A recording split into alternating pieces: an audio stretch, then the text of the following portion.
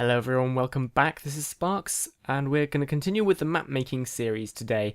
I'm sorry that it's been so long since the last episode. I wanted these to be more like every couple of days, but Minecon happened, and I didn't manage to get another one recorded quite in time before I had to leave. So, but we're back. Minecon was amazing, by the way. The panel that I hosted was went okay, and a couple of people came over and said they really enjoy the map making series so far, so I'm pleased that people are kind of looking forward to it. And we've had a lot of feedback about my right click detection from last time. A lot of people saying I should use fishing rods instead of a bubble of villagers, and a lot of people saying that I should try, and I think I mentioned this in the last episode, try, rather than summoning the villagers once and then teleporting them every tick, summoning them and then killing them and summoning a new one, so they're not actually moving, which might make them stack to my position more closely. So originally I didn't want to use fishing rods for right click detection, or sorry, carrot on a stick, I believe is the one that could potentially be used, because well, I wasn't really thinking in the sort of texture pack mindset, but I think we probably can use carrot on a stick. I don't know where it is, carrot on a stick, for this. So I don't quite know how these react and how these work, but we can play around with that a bit today. I want to quickly play around with some of the suggestions people have made for right clicking and clicking detection to see if we can get something better than the villager bubble that I did last time. And then I want to go and work on either a little bit of, yeah, I think next thing is probably the level control. I actually made a start on this, but I scrapped the footage because it was kind of crap. So I'll run over this in a second. This is my start, but let's look at this stuff first. And before I do that, actually, comment in the description. I'm kind of curious because during my panel there were not many female people. I think I signed one girl's sword at the end of the panel, and thinking about it and talking to a couple of other YouTubers at Minecon, there aren't really any female Redstone YouTubers or Command Block YouTubers out there. The only one I could think of was Redstone Miku, and she hasn't uploaded in a long time. So, not to call you out or anything, but I am very curious. If you are female and watching this, say hi in the comments. Kind of interested to see how many women are interested in coding and programming, because I used to teach an after-school programming course at an all-girls school, and girls are definitely perfectly capable of coding, and some of them were very interested in it. So it seems weird that there's still this sort of very heavy male sort of dominated area of computing. So say hi. I'd be interested to see how many female viewers there are for this series. Anyway, let's get started. So first thing I'm going to do is, I guess I need to work out how these work. So like right clicking now isn't going to do anything. I'm in creative. If I go into game mode 0, do I need to be on a pig for this to take durability? I'm right clicking right now. Nothing is happening. Let's set up a scoreboard. See if we can work this out by hand. Scoreboard objectives, add stat.use item carrot stat.use item .minecraft .carrot on a stick. If I right click, oh, scoreboard objectives, set display sidebar, carrot. Oh, that's pretty nice. That's picking it up. Good to know. It's also not taking durability on the tool. And we can retexture that, I believe, to be invisible or to look like something else. One of the reasons I didn't want to use carrot on a stick is because if I then switch which hand I'm using here, it won't work anymore. And this is going to be not very Minecrafty game. When we're finished here, it's not really going to feel much like Minecraft. So I'm thinking that I'm going to kind of retexture this bottom GUI here and get rid of a lot of this stuff. I'm going to get rid of the hearts and the hunger because they're not going to be relevant to the game. If I can. I think I can hide them with texturing. I'm probably going to get rid of the XP bar maybe, and I'm going to get rid of like the whole GUI here. So I kind of want people to be forced to have the first slot highlighted and then use the other slots to display information about recharging of special attacks and things like that. So as a result, I don't know, I think I want to stop people. I can't physically stop people from changing what they're holding, but maybe I can pause the game or make the game restart or just display an obnoxious message if they switch from the first slot. I don't know. So we can right click with a character on a stick. That's good to know, and it detects it very nicely. We can also punch. Oh, I've got I've got mining fatigue and haste, which is why it doesn't look like I'm punching, but I think I am actually punching. So that's fine. Let's quickly try this thing with the teleporting, like summoning villagers and then killing them to see how that works. So let me go to game mode 1, and I'm going to quickly grab this fill clock here, and I'm going to pull up the scoreboard. Scoreboard objectives, display sidebar, left click. So this is the damage dealt scoreboard. And then I'm going to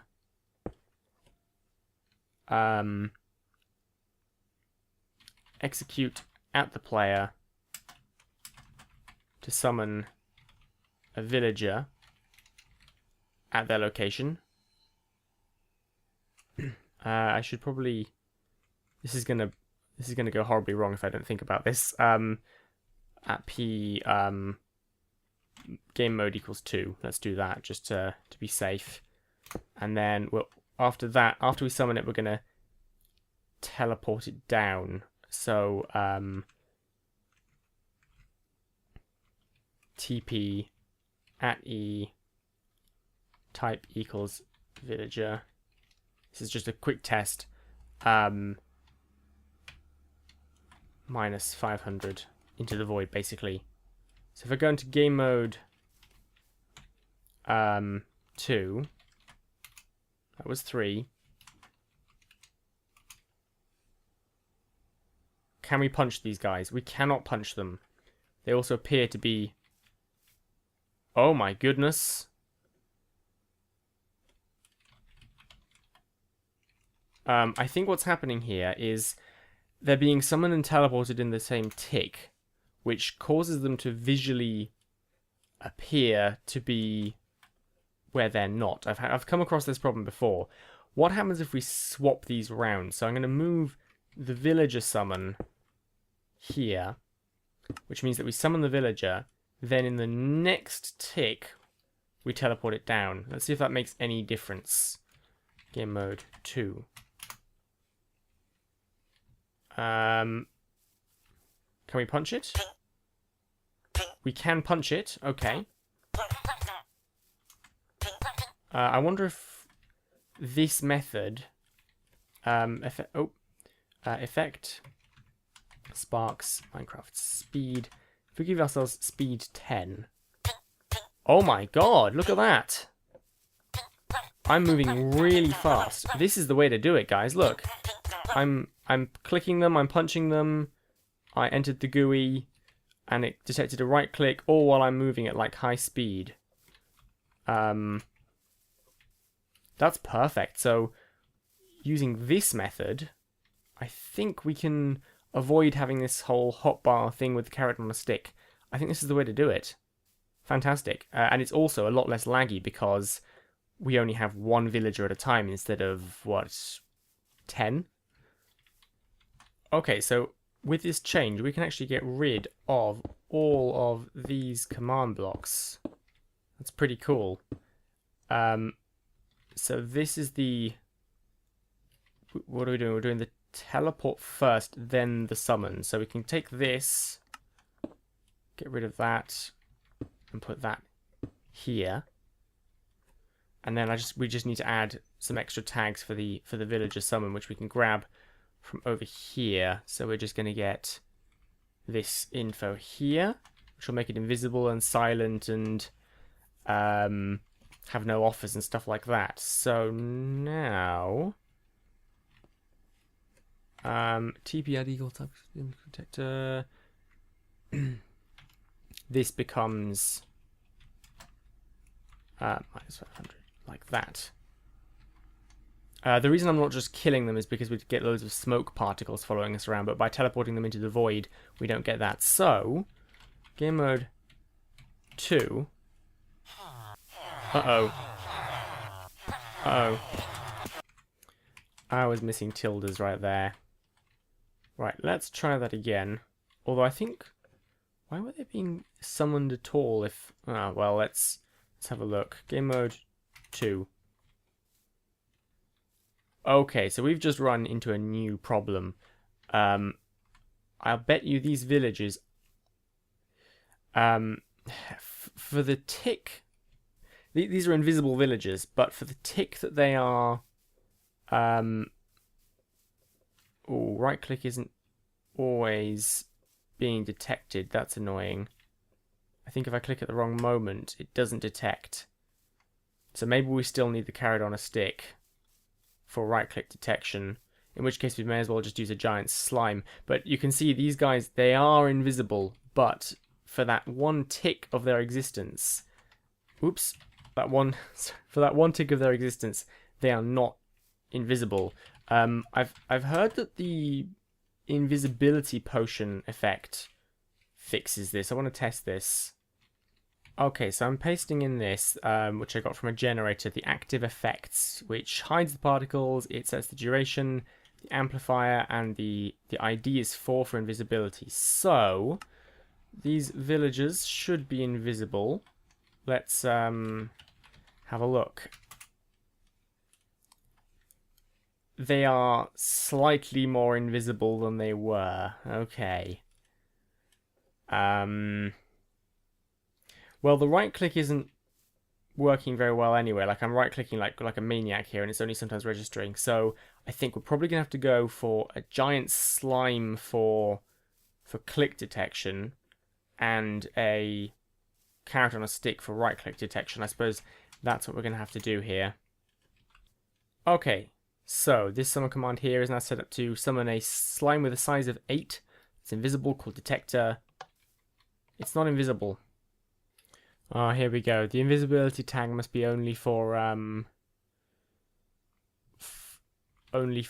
armor stands then, so I actually have to give them an invisibility effect with a potion. So, now we've got an invisible slime. You can see it in game mode 3. Nice big fella. Their eyes look so funny in game mode 3. And hopefully, like, we can make this so large, and this is now going to teleport. Oh! Okay, I've added weakness 100 to its list of... Nope. Nope. Am I summoning it without AI? I am summoning it without AI. It shouldn't... I wouldn't have thought it would attack me. It's so weird. Right, I summon this guy. Go into game mode 0. Yeah, it just smacks me. Huh. That actually makes for kind of a cool force field. Okay, I've been talking to a couple of friends and they suggested a ghast, which has a very large hitbox, and hopefully, especially considering it needs projectiles to attack you, I think the ghast just got teleported by that thing, by the pressure plate.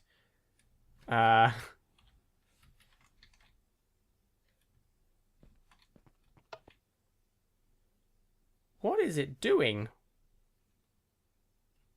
Where are you going, ghast?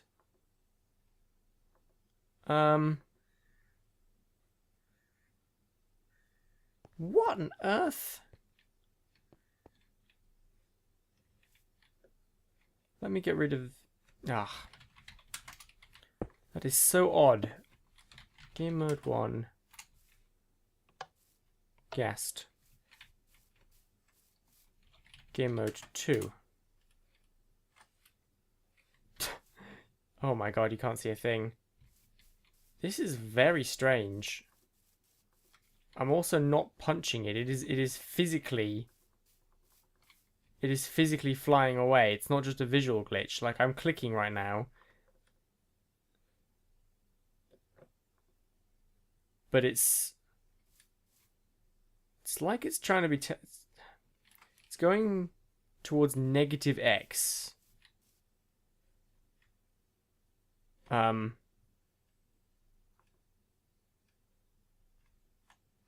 is so odd. The other potential problem is if we have a block here, it might suffocate when it hits the block. What on earth is it doing? Oh, watch this, right? Teleports to me. As soon as I move, I think it's getting nudged away, like our hitboxes are colliding and it's being pushed away from me. And for some reason it's not being teleported back fast enough. That is so strange.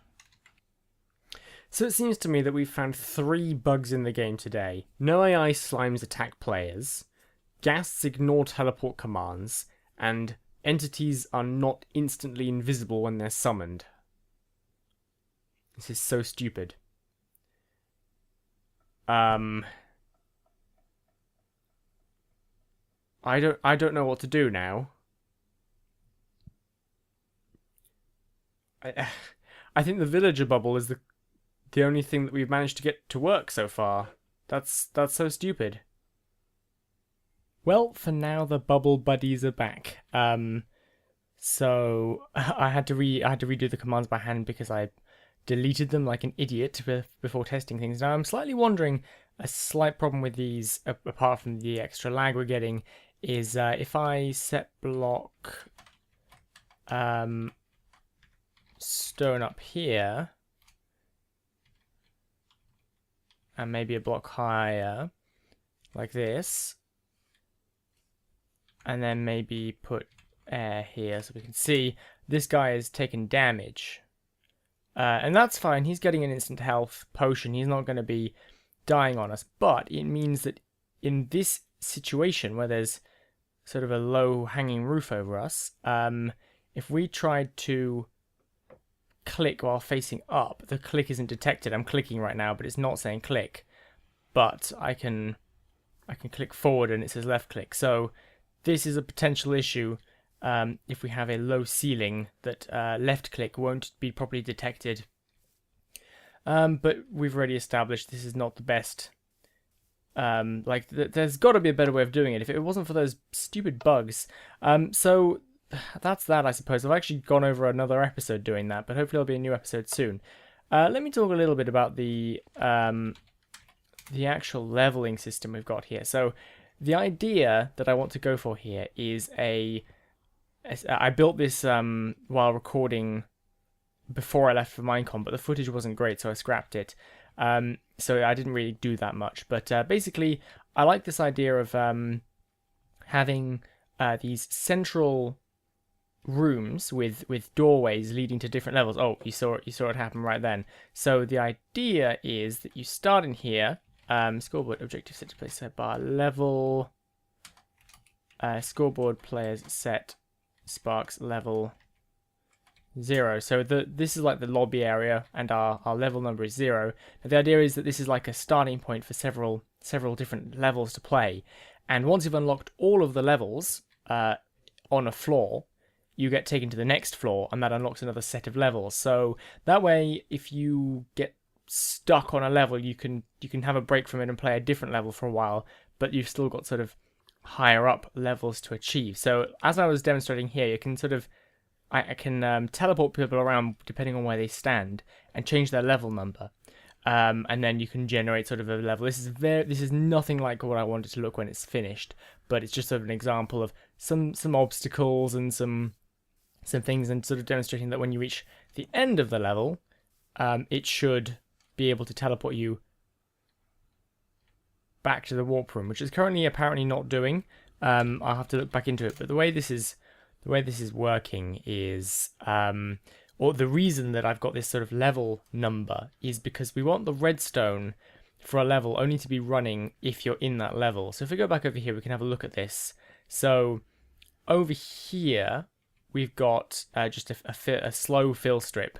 So this is the fill, and then this one here is just setting the transfer cooldown of the hopper there to make it blink faster. And after that, we're basically we've got an armor stand called Warp Level 1, which is an invisible armor stand executing on any player nearby to set block a redstone block at init L1. So this is the init initialization strip. So the idea is, if we go back over here a second,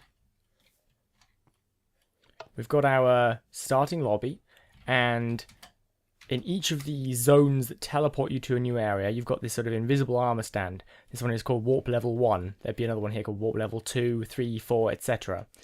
And what standing next to one of those does is it activates the relevant initialization strip.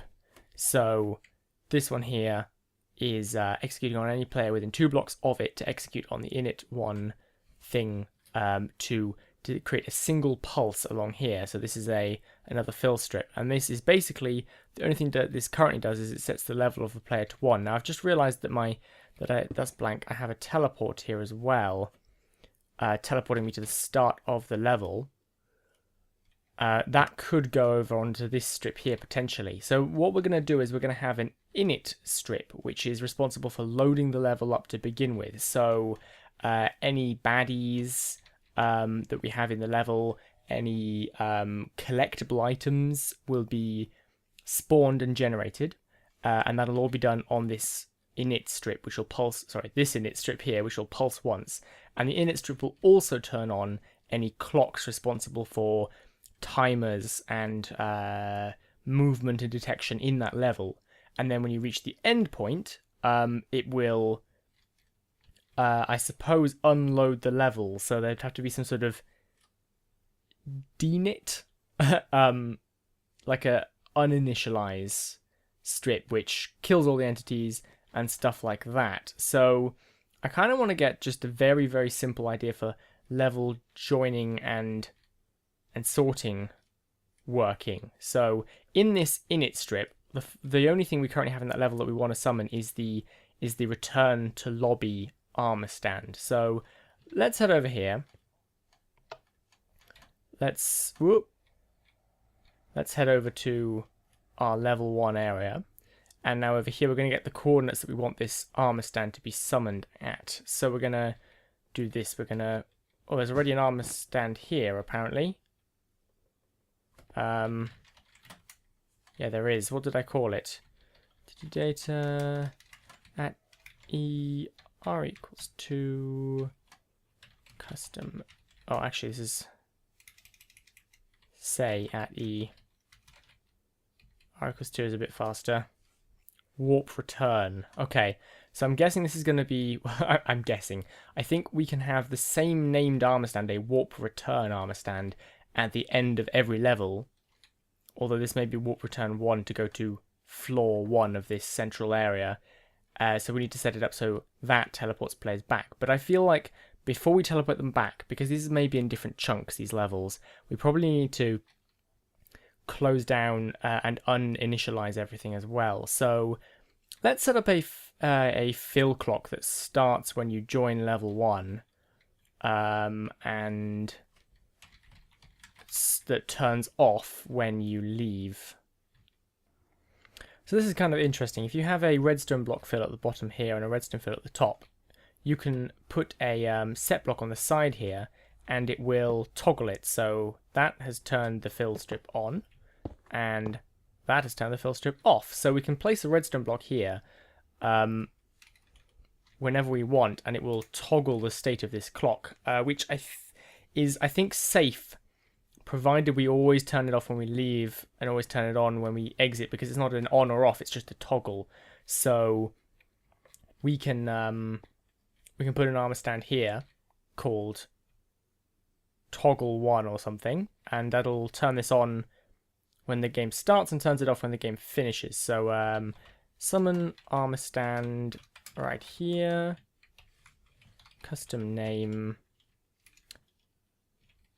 toggle 1, toggle level 1, custom name visible 1B, no gravity. Any armor stand that I set blocks at, I always turn gravity off. So if the block breaks, it doesn't fall and destroy something. So I do tend to do that. So on this init L1, we can execute on this armor stand to set a redstone block to start this clock. So execute at E, name equals toggle L1. I'm used to putting type equals armor stand, but in this mini game situation, it's not like game mode 4. I've got to remember that I don't need to do type equals armor stand all the time because people can't name things. Name equals toggle 1, blah blah blah, set block, blah blah blah, Minecraft redstone block. I probably don't need to use Minecraft colon either. So when we initialize, it will activate anything on this command. Running level 1, so that'll constantly announce running level 1, and then we need to set the warp return armor stand to return us to the warp room, set our level to 0, and tell the correct fill to turn off. So we'll want to detect a player near this guy who was called warp return. Okay, so this may look a little crazy, but consider these three all part of level 1. So there's 3 parts to level 1. There's the initialization, the stuff that first happens. There's the stuff that constantly happens while you're playing level 1. And then there's the stuff which turns off, deinitializes when level 1 is over. And over here, this is return warp. This is literally, if you get to the end of a level, everything along this strip is powered once to work out where you're supposed to go. So let's look at this a second. So you've started your level number is 1, and you reach the end of return warp, which causes, by this clock over here, warp return is the name of the end of the level. It executes on any players within 2 blocks to execute on this armor stand right here to fill this strip. So if you reach the end of the level, it runs this strip and 2 things happen. First of all, it teleports the player to the center of the warp room, and secondly, it executes on the deinit L1, the deinitialize part of this, to set a redstone block, which means that this is powered. Now, init is powered right at the beginning when you first join the level, and it does 2 things. It sets your level number to 1, and it executes and on the toggle, this middle one here, toggle 1, which turns this central one on. We should see it constantly say running level 1, and then when we reach the end of the level, it will toggle it again and turn it off. So I haven't tried this yet. Let's give it a go. So I'm going to go over to here. We're going to set our level. Player set Sparks level 0, and we should see, yep, running level 1. So we're now in level 1, and that fill clock is running. So everything in this level that needs to be happening is happening. And when we reach the end of the level, it's teleported us back to the beginning, but the fill clock is not turned off. So we haven't quite got that right there. This fill is doing crazy stuff. The deinitializer's turned into a fill clock. I didn't want that. I had redstone block at the top and wool at the bottom. It completely changes their behavior. Redstone block. This, if you put redstone block at the top, it becomes a fill clock. If you put a 20 hertz clock, and if you put redstone block at the bottom, it becomes a single pulse clock. So that was probably what the problem was. Let's just try that one more time. Our level was not set back to 0. That needs to be handled by return warp, I suppose. Let's just copy the command from over here. I think it's sets your, nope, that must be an init 1 then. So this one here. Yep, so this is setting our level to 1. So for return warp, we will set our level to 0. And we'll just manually set our level to 0 again. Right, one more try. Boop. Let's join level 1. The fill clock is running, our level is set to 1. We make it to the end of the level, totally not cheating. And we get teleported back to the beginning, our level is set to 0, and the fill clock is turned off. Hey, fantastic. So this way we can kind of control how all the redstone for the levels work. And I think that's got us about covered for today's episode. There will hopefully be another one out soon. Let me know what you'd like me to do next, because there's lots of things I want to try. We can work on special attacks. We can work on like boxes, like breakable boxes with collectibles inside them. Or maybe there's something else we should work on next. Let me know in the comments. Thank you very much for watching. Oh, and if anyone has any other suggestions for this villager problem, this detecting clicks problem we're having, where pretty much we can't use slimes and we can't use ghasts, let me know. And I'll see you next time.